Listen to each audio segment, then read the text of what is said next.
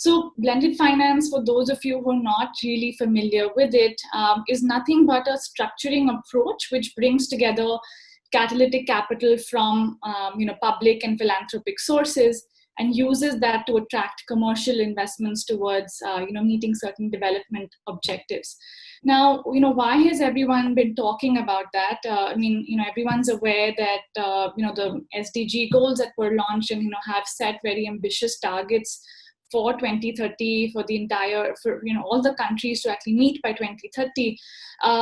Governments have been trying, philanthropies, civil society organizations, but they alone cannot really carry the weight of meeting these development objectives. And in spite of their relentless efforts, we do need to mobilize, trillions more. There are estimates that nearly $5 to $7 trillion are required, globally to actually mobilize mobilize everyone towards meeting these SDG goals by 2030. And given the current context of the pandemic, I think it's only okay for us to think that this would have moved northward from the 5 to 7 trillion estimates that we've had. So how is it that we're really going to be mobilizing this capital that is currently sitting in the global financial markets? So blended finance isn't new. It's one potential tool to really, catalyze more commercial or return-seeking capital and align it towards meeting certain development objectives. And we're hearing more about, funds setting up ESG practices, more funds looking at impact investing as a potential channel to helping meet these development objectives.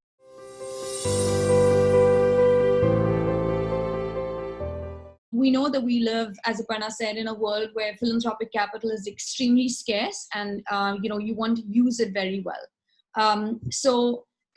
Through this, if Rockefeller Foundation on its own had to create the impact that was being created through this structure, they would have had to pay far more in order to create that impact. But through this transaction, what they were doing is leveraging their philanthropic dollar to bring in risk capital that was, so therefore leveraging their philanthropic dollar well. And in this case, every one philanthropic dollar generated an additional $2 to $3 of investment capital. Second, they're only paying for successful outcomes. So philanthropic money is deployed only if that verifiable outcome is achieved. And then the third is that obviously they're providing the support to a social business, which is anyway a sustainable business model.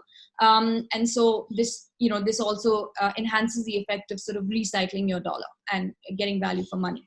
From the perspective of Impact Water, they had mission-aligned capital at a lower cost if the outcomes were achieved.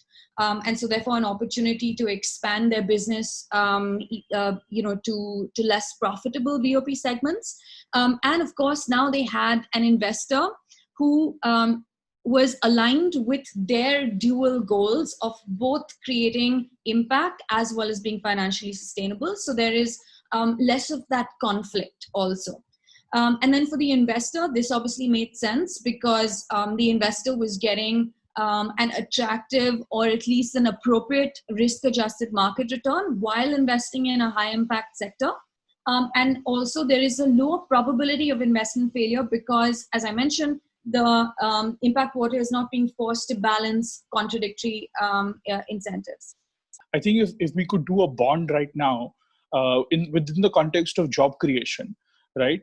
I think that could be quite fantastic. Especially from the perspective of so many, people who are lending to MSMEs, etc., with the goal of creating jobs. I think what becomes really difficult, though, is the impact measurement of such a thing. In general, I found, impact measurement to be sort of lacking across impact investing as an industry. But I think it becomes particularly crucial if you're saying that I'm going to pay you X or Y based on this report. Right? Or I'm not going to pay you X or Y based on this report. We can actually prove this theory of change, which is that value-added debt catalyzes education quality and inclusion at scale. So for us, debt or value-added debt has essentially three components. One, it is affordable. And second, it is well-structured. By well-structured, what I mean is it takes sectoral aspects into consideration as to, for example, when are the fees collected? And therefore, what are typical cash flow patterns of an affordable learning provider? The second aspect is capacity building. And this capacity building support is at two levels. One is at the level of the financial intermediaries. Financial intermediaries have a very important role to play because the organizations involved are very small and an extensive deep capillary is required to reach out these institutions. So financial intermediaries have an important role to play, but they need to be coached on how to customize their core processes like deal sourcing or credit underwriting or collections to be able to service the segment more effectively. And also capacity building support for borrowers. But here, the approach that we take is a non-prescriptive light touch approach. All along in education, globally, we've thought that what we need to do is go and tell educators or entrepreneurs how to run their institutions. We believe that perhaps is not the right approach because they know more about their institutions than anybody else from outside can. All that we need to do is give them the right incentives and empower them to be able to guide their own destiny. And once we do that, then results will be achieved. And this is something that has been proven time and again, once again in India, through experiments that have run across tens of thousands of institutions, and very systematic scientific assessments have been undertaken to back this finding. And the third component is use of well-designed incentives, monetary rewards, but also non-monetary recognition. And once again, the finding here is that if there is a choice to be made in terms of where should budget be allocated, between interventions or between incentives, budgetary allocations towards incentives actually lead to a greater improvement in learning outcomes than budgetary allotment towards only interventions.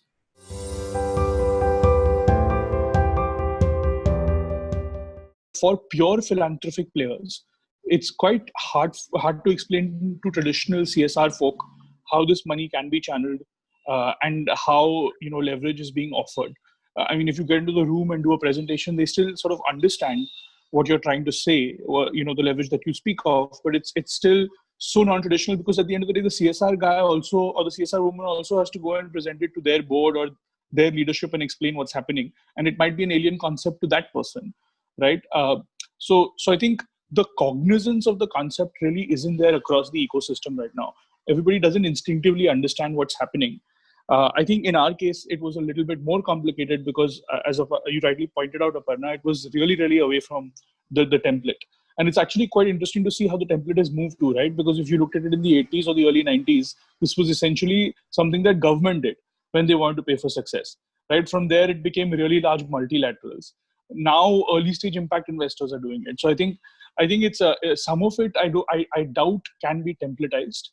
I think maybe something like what Nirav is doing can be templatized, right? Because it's a much more going very deep into one sector with significant funds.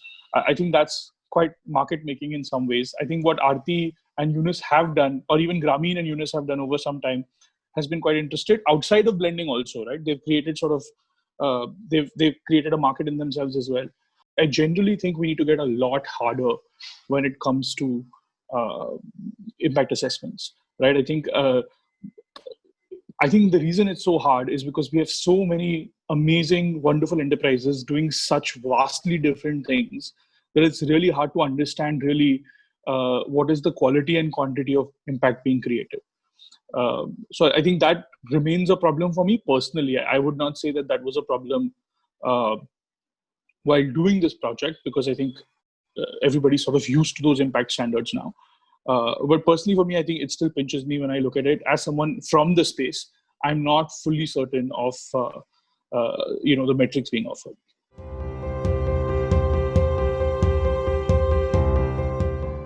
Nonprofits are finding it very challenging to raise funding.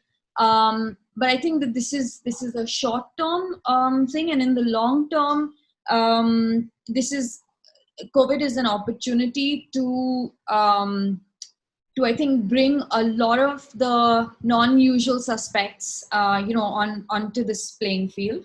And then I think the second thing that I would say is I agree with Rishi that the social stock exchange is going to be is going to be very positive for blended finance from I think an awareness and advocacy point of view also, because it will again mainstream these models that are very sort of bespoke right now, and then I think at some point you will have the HDFC banks and the Axis banks, the managers at least being aware that something like this exists, and perhaps in the future, you could have some of these instruments or parts of these instruments even listed on the stock exchange. Fund managers like us are concerned to push the envelope. I think it's incumbent upon us to really work harder, find the most impactful opportunities that are out there. I think the days of impact washing are over. There's a lot of awareness around what impact truly constitutes. And therefore, the onus is on organizations like ours to prove to the world that it is possible to achieve a double or triple bottom line.